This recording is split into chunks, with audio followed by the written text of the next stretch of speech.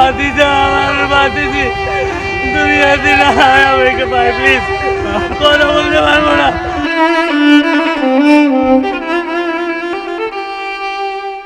কুত্তাকে বাঁচাবার যায় সে বাউলি মেরে রিফাত গাড়ির সাথে সংযুক্ত হয়েছিল। এরপরে রিফাত গাড়িটা জায়গা মধ্যে আসলো। আমি বলবো সিএনজি গাড়িগুলা এই চালকগুলা অতি বেশি এরা দ্রুত গাড়ি চালায় এবং কি এই গাড়িগুলা কন্ট্রোলে চালানোর জন্য আমি বিশেষভাবে অনুরোধ করব। এরপরে সিএনজি চালক করে কতগুলো আছে সিএনজি লাইসেন্স থাকে না, অবৈধভাবে যারা চালায়, জালিয়াতিভাবে যারা চালায় তাদেরকে সতর্ক হওয়ার চেষ্টা করব।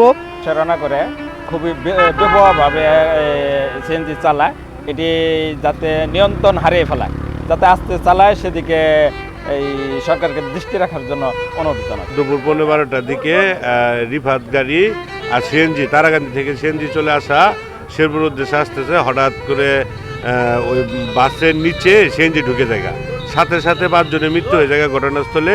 আর একজনকে শেরপুর সদর হসপিটালে নেওয়ার পথে রাস্তার মধ্যে তার মৃত্যুবরণ হয়ে যায়।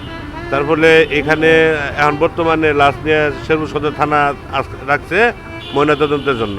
ঢাকা রোডে যাওয়ার পথে হাইওয়ের উপরে এখানে আমাদের বাড়ির পাশে ওই সিএনজির সামনে যে কোনো একটা কুকুর নাকি পড়ছে, সে ওভারটেক করতে গিয়ে ওই বড় বাসের সামনে একদম ধাক্কা দিয়ে মেরে দিছে এবং সাথে সাথে জায়গায় সিএনজির ভিতরে 5 জন যাত্রী ছিল, একজন ড্রাইভার ছিল, 6 জনই একদম মানে 5 জন স্পট ডেড জায়গায় আর একজন গুরুতর আহত।